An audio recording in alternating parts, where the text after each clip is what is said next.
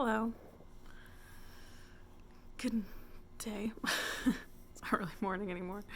Usually isn't by the time that I'm done. But yeah. I thought I'd talk a little bit today about um, just like where the fast part is at, just the routine part. Um, so I've been doing the same thing every day. I wake up, and while I'm still in bed, I pray. And sometimes that's coherent, and sometimes it's just like total nonsense. um, it's okay. Jesus loves me. And then I get up and I do my hygiene stuff, brush my teeth, splash water on my face, maybe take a shower. Depends on the day. And then I usually have to deal with the dogs. That's become a part of the routine. They're part of my routine. Um, they make sure of that. And then I've been doing yoga every day. I was doing different kinds of activity and different exercises, but for like the last 4 days, I decided just to do this one video that's flexibility because it's like really good for all the places that I feel like I need to stretch because my lower back has some, issues and my upper legs and stuff. So I've been doing this video that's like 17 or 18 minutes long or something like that. And it's been really good. And I love the person that does these videos. Her name is Adrienne. If you want to look her up, her YouTube is Yoga with Adrienne, and all of her stuff's free, and she's awesome. She's like, you can just tell like a mindful person, like, and it goes deeper than just the yoga often. And she has an adorable dog that is also in the videos. It's worth watching for. So I do that, and then I read usually. It's been Teachings on Love by Thich Nhat Hanh that I've been reading. Today I kind of added a different reading because I was just thinking like it'd be nice to like, change it up a little bit sometimes. So I didn't not read Teachings on Love just because I'm so into it, and I want to learn more every day. But I added something because I saw it was on the shelf, and I was like, ooh, that looks interesting. It's called How to Relax, and I started reading it, and I was like, wow, this seems so similar to what I'm already reading. And I turned the cover over, and I realized that it is also written by Thich Nhat Hanh. So it's very similar. But I got some really cool insight on meditation from this book. I was noticing this pattern in different things that I was doing, like between yoga and meditation with and Teachings on Love, and then this How to Relax. It's just a book on like how to like just like take a minute to like relax and reset in your day. And also when my wife and I have been walking every day, like really walking, like, speed walking and on this path and in this really cool park that's close to our house. And I've been noticing this theme through all of these things of breathing, like whenever I'm doing something that is growing me, and whether it's emotional, physical, or spiritual, breathing is such a huge part of that. And it's this interesting bridge that exists in all of these things that I've been doing. And I realized, that it might be a really great way when I'm in just like a normal setting, like when, somebody says something and I get a knee-jerk response of like anger. It might be useful for me to think about my breathing as opposed to being able to just mindfully be like, oh, I'm amazing and now I don't have this anger. If I could like breathe and connect that breathing back to these other things that I'm doing so I can center myself.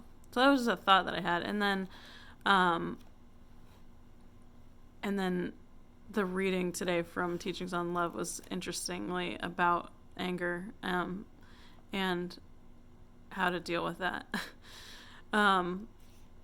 So that was just an interesting realization that I had today that was kind of tied in but separate.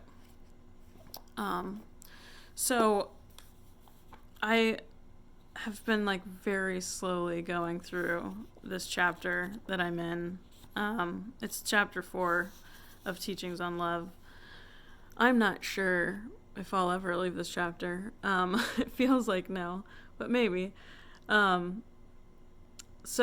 today was some really good stuff about how to deal with that moment of anger. And two things happened, or two things that I read really resonated, and kind of taught me a new way to think about anger. I have a mentor who told me, and I've heard this, in many places, but she used to say, if you keep doing the same thing, you're just going to keep getting the same result. So if we don't figure out new things, if we don't explore new ways to deal with things, then how can we ever really grow? We can't, So that's why I always get so excited when I learn something, a new way to deal with something, because I feel like, oh, I have a chance now. Like before I was just kind of like floundering, trying to do the same thing to solve the same problem, and it just hasn't, I've just been running into walls. And so I'm excited because something I read today like really changed the way that I think about how I deal with my own anger. And that thing was that Thich Nhat Hanh is such a gentle, like peaceful person, and he says that when you're angry, to treat that anger with the same gentleness that you would treat anything else, because often instead of doing that, our response when we realize, oh man, I let that anger get me again, is to be angry. And he says, don't be angry with your anger. That's not going to work. And then breathing becomes a part of it, which was interesting because I was having all these thoughts about breathing, and then I read, and so that was kind of amazing. But he says, this part's kind of confusing, but he ties it in. Mindfulness is always mindfulness of something, just as anger is always anger at something. When you drink a glass of water and are aware that you are drinking a glass of water, that is mindfulness of drinking water. In this case, and he's talking about in the case of when we get angry, we produce mindfulness of anger. So he's saying when we get angry to stop and enter mindfulness. So then he says, breathing in, I know I am angry. Breathing out, I know that anger is in me.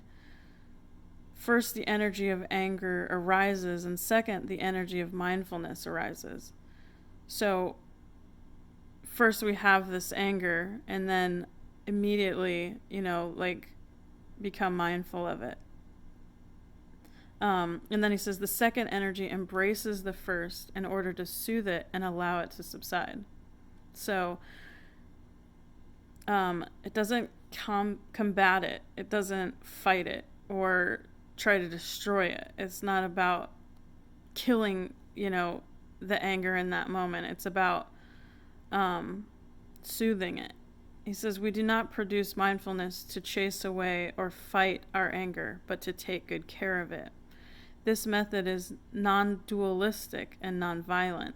So even in dealing with anger, it is non-dualistic because it recognizes that mindfulness and anger are both parts of ourselves. One energy embraces the other. Don't be angry at your anger. Don't try to chase it away or suppress it. Acknowledge that it has arisen and take care of it. So I think that my response when I get angry, because my anger has caused so many problems in my life, is like to immediately be disappointed with myself and then ashamed and then angry because of those feelings that it's causing in me. And so I don't tend to it because I don't want to acknowledge its existence at all. And because of that, I can't really deal with it. So, yeah, so that it was just this, like, total enlightenment today of like, you don't really deal with your anger. You just push it away and pretend, like it didn't happen so you can, try to forget this feeling and, what you've done in the past. And so it's hindered me. That has hindered me. So practicing mindfulness of my anger in a way that embraces it so that I can deal with it is a new concept for me. And I'm excited about it, and of course curious if it'll work. and yeah, I mean, I know that it's a lot of work, and being mindful is a lot of work, but after a while, it, as I practice it more, it's less work and more relief, because the things that, the emotions that, exist in me are still there even if I suppress them. And they actually become more exhausting when I don't deal with them, because I can't even let them go because I'm not dealing with them at all. So, even though this whole process of being mindful and growing and, learning and trying new things seems daunting sometimes, it's still, when I really think about it, I mean, almost nothing in comparison to the weight of having all of these things exist inside that aren't dealt with. So, food for thought. So breathe today. I'll leave with a poem, a Thich Nhat Hanh's poem on relaxation. Where